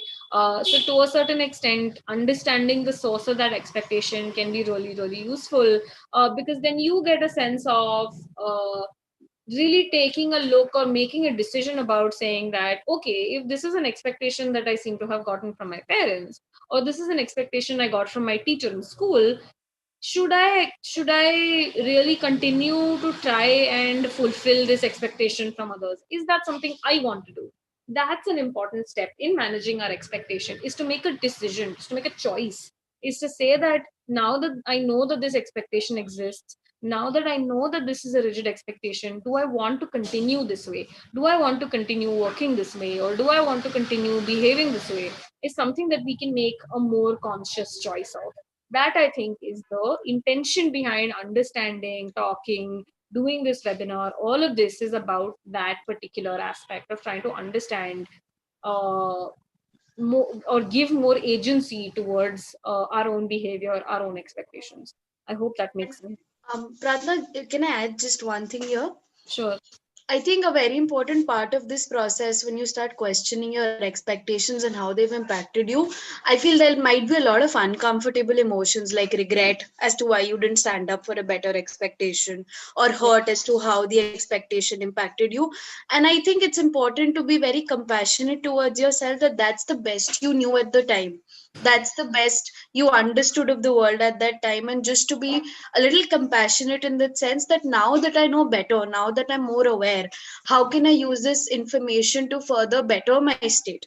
Because if I keep beating myself up over this, then there's no difference in the state that I was in then, when I was unaware what expectations were, and what I know now. So I think compassion and forgiveness towards self are a very important part of this process. Absolutely. Like you already pointed out. Yeah, and it can be an important process to really talk about the fact that it's not easy to do this. It's not absolutely. It's not like once you identify these expectations, immediately you will be able to change it, or immediately you will be able to manage it. Suddenly, like that, like on switch, those expectations will go away. These are things that we're taught for a long time, where we're sort of like we change ourselves in such fundamental ways on an everyday basis for so long, that changing these expectations, understanding them, can also take time. It's not necessarily very easy to do to a certain extent in terms of how we are explaining it to you. We're just sort of giving you the tools to be able to do it, but doing it in itself can be quite a difficult process. All right, then I think let's move ahead to the next aspect of it, in terms of one of the ways in which we can manage these expectations. So this is a method that was taught by the same sort of school of thought, where we've taken this entire model from. It's one of the schools of therapy called REBT, which basically focuses on this idea that dealing with expectations, managing expectations, can help in managing our own mental health. And one of the ways in which they thought it would be useful to be able to manage our expectations is to understand it in this particular flowchart type diagram. So this is a very useful method, like that was actually meant to be done with a therapist, with a particular person, but it also can be something that you can do on your own. So we thought that we would be able to spend some time in explaining it to you, so that whenever you feel like you need to be able to manage your expectations, there is an expectation that you have identified as rigid or difficult for you, and you want to be able to change that, because it's not just rigid expectations that you might want to change. You might also want to change your weak expectations, or might have more expectations from a particular situation or from other people around you. And in order to do that, considering how difficult it is, considering the fact that it's not just something that happens on its own, it's important to understand then what are the tools in which we can use to do that. So this is one of the tools that we wanted to discuss with you today specifically, so that you'll be able to do it. So this is something that you can do writing down, you can do it while talking to somebody, you can keep it and you can think about it in this particular way. Writing is usually the most useful way in which you can do it if you're comfortable doing that. So this is the basic model. First aspect of it is, it's called the ABCDEF model, EF method. The A is, in this particular situation, is the activating event. So what is the situation that has made you feel like you have a rigid expectation? What is the situation that has made you feel like there is an expectation that you have and you're not able to change that expectation from yourself? What is that event? Is it waking up? Is it conflict with someone? Is it feeling disappointed about something? Is it feeling anger? So where did that anger come from? Is to understand what is that event that brought you to the realization or brought you to have certain expectations. Is it at work? Is it at home? Is it with someone? So what is that event is something that you have to start off by. If you feel like it's difficult for you to really understand a particular event, or if it's difficult because it feels like it's happened across so many situations that you don't know one situation where it got activated, it's also okay to sort of take an example event to say, okay, these are many situations and when I felt disappointed, these are many situations where I have rigid expectations. It's okay to just take one of them, any one of them that you feel comfortable thinking about. Take that as your activating event. It's all right to choose one. The second thing is the beliefs. So once you have chosen a particular activating event that has made you feel like you have some expectations that you want to change, then it's important to look at what are your expectations from that particular situation. What are your expectations from yourself? What are your expectations from the people in that situation? What are your expectations from the situation or the world itself? So that is something that you need to then write down or really look at in terms of about that particular event. What are your beliefs or expectations? The third aspect of it that can be really useful to then look at is the fact that now that there is this event and that you have these expectations, what happens because you have those expectations? And these are consequences. So consequences can be feelings that because you have this belief and because you had this activating event, you felt this particular way. Someone mentioned that, there's even though there is a particular task that is done and there are people that are giving you good feedback, your internal expectation is that you should have done better. Your internal expectation is that you could have done more. So because of that internal expectation that you have of yourself, what is the consequence? What do you feel in that particular situation? How does that particular expectation from yourself change your behavior or affect your behavior? Do you go back to trying and working harder? Do you go back and feel disappointed with yourself? Do you go back feeling more tired because you're disappointed with yourself?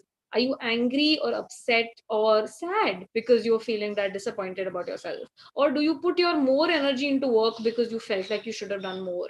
Do you push yourself because of that? So those are all consequences that we may have emotionally or behaviorally that come from this particular expectation in this particular event. So that can be also important to look at, is the fact that once this event happened and I felt this way, then I did this, or then I felt this. So that can be the consequences that you can think about. Once you have understood what these consequences are, it can be important, if you want to manage or if you want to change your expectation, is to really look at that expectation and question it, is to understand, like we talked about, where did this expectation come from? What is this expectation? Is it rigid? Is it weak? Why am I not being able to be flexible about it? Who gave me this expectation? Is to also dispute your belief, in the sense that you can debate with yourself, or you can really sit and think about, what if this expectation wasn't there? How would I change my behavior? Would that be okay with me? What if this expectation is something that we can change? Can we change this expectation a little bit? Can we change this expectation entirely? How would that change your behavior? So these are internal thought processes that you can have with yourself in terms of disputing your beliefs or disputing your expectations. That's part of the process that you can have once you've charted out this much. Once you've done that, it's once you've debated or disputed with your expectation to find out more alternatives of different expectations that you can have from this situation, then you can look at what new beliefs can come across. So if not this expectation, what other expectations are possible? What is there a more palatable, a more manageable aspect of this expectation that can exist from you or from yourself that might make it easier for everyone around you as well as yourself? So it's important to then understand how do you want to adapt that particular belief, and what that would mean.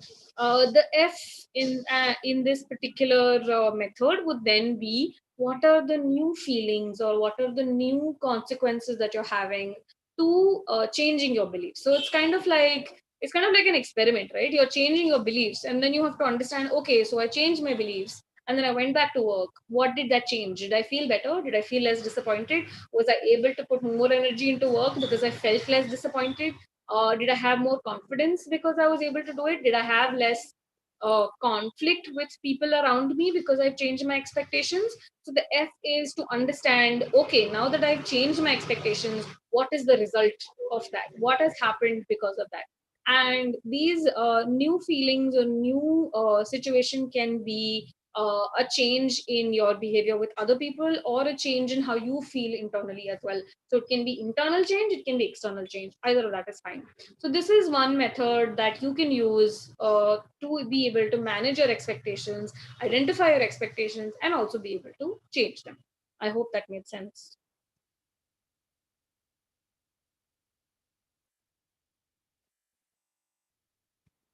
Does anyone have any questions?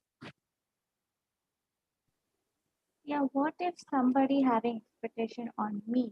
Then how can I work with that? Example has somebody have discussed about the parents' expectation on children, and Yeah. how a person can deal with others' expectation. What are the activities that I could do? Correct. Very important question. Thank you for asking that. I think that to a certain extent, other people always have expectations of you, and that can be really difficult to deal with. And it's important for us to then look at, do we accept this expectation? Do you want to continue having this expectation of yourself? Is to differentiate between what expectations other people are having from you and what expectations you're having from yourself. That can be difficult for us because automatically we internalize it. Means that if other people are expecting something of us, we feel like, oh, if they're expecting it, means we should also expect that of ourselves. So to a certain extent, it can be useful to separate those two things and to make a choice as to whether you want to accept that expectation. And to, if you're not going to accept that expectation, to communicate with them to say, I know you expect this of me, but I'm not going to do it. That can be about drawing boundaries between you and the other person. I hope that made sense. Yeah, but some way we are so voiceless, right? We can't say no. And if somebody says you have to, I mean, if they are expecting something on children, especially to get score more marks, then Yeah. children are not in a position to say no. They Right. cannot bound any boundaries. They cannot draw any boundaries between parents and children, because we are working with children. So how we can tell children to manage with this expectation? To a certain extent, it's difficult to really do it with other people as much as we can do it ourselves. So you can tell them to really think about, we may not have control over particular situations. It's important to understand that our behavior might not change that much in particular situations where you might not have control over what other people expect of you. But our feelings can be something that we can deal with, in terms of the fact that if someone is upset or disappointed with us, does that mean that it is our fault?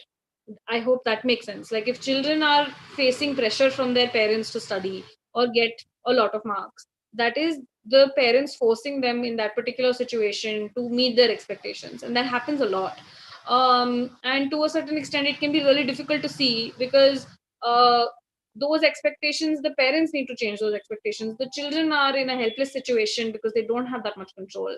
But it's important for the children not to internalize it, which to say that they can have different expectations of themselves, and they can feel, maybe not feel that disappointment, and to know that it's not their fault that they're not able to meet those expectations. I hope that is making sense. Yeah, got it. Thank you. Can I add one more point, Pratna? I think with children, when we are talking about children, it becomes essential that any kind of work we may want to do, we involve parents or teachers. Definitely, because it's just one of those things where we need to sort of collaborate and work for the child. But also, like Pratna said, we have to understand that we may not have complete control over certain things. Like, you can't really control what the parent can sort of expect or tell or not tell the child.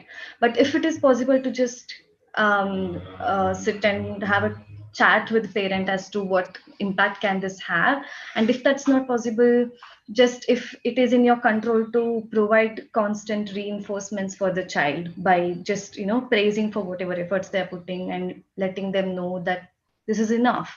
I think for a child, even if at home situation may not be so great, if they have at least one person who looks up to them, who sort of cares for them and shows affection, if they have at least one person, it makes a world of difference for a child.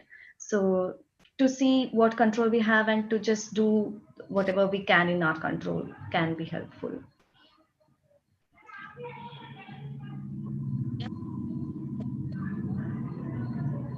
That even though we either try and talk to the parents about these expectations that they have of their children, or can we at least help the children in whatever capacity we can? Absolutely.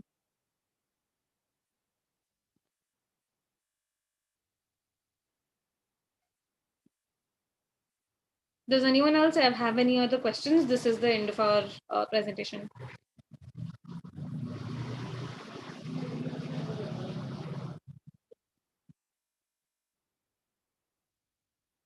We also seem to have reached time.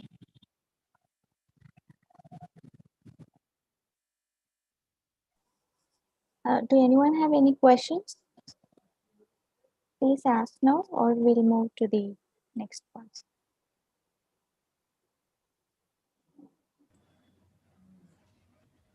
Okay, so it seems like people are clear about it.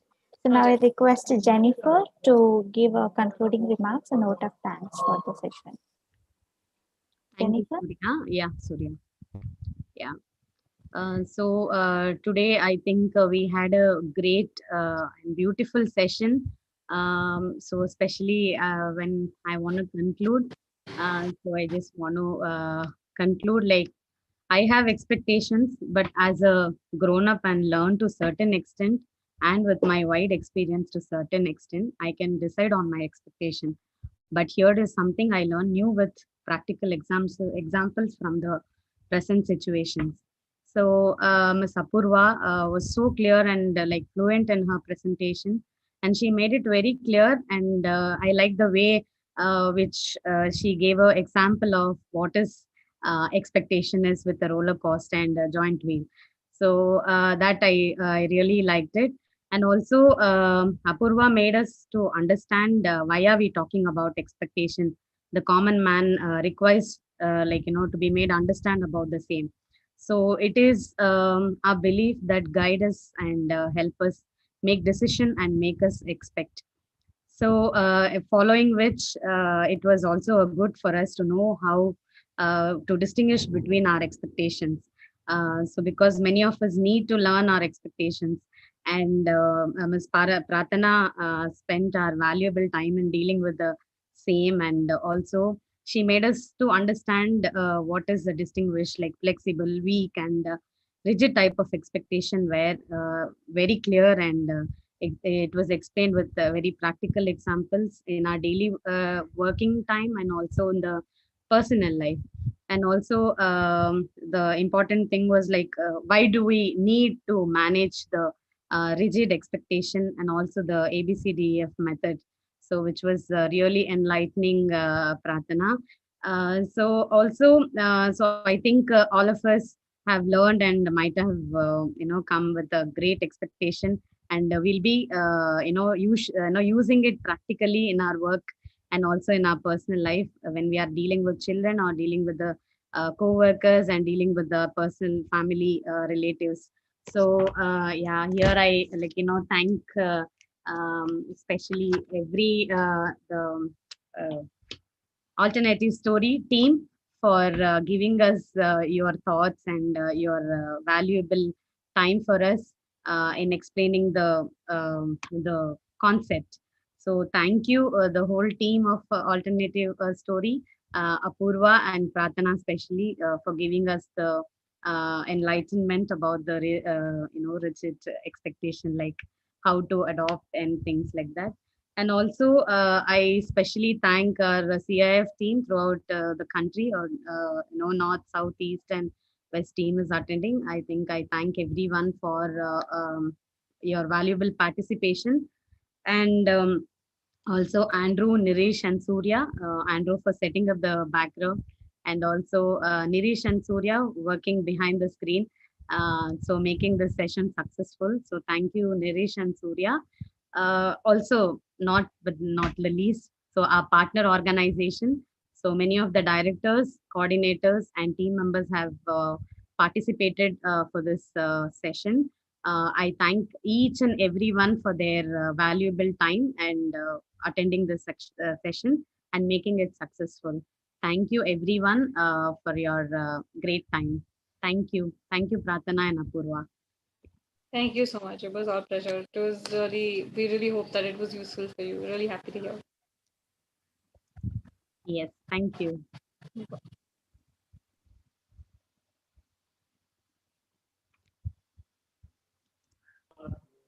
So thank you, and I thank our CKH team, and of course Arliman, who were constantly supporting us. And I would like to thank the executive director for their complete support from the behind for all the programs that we do.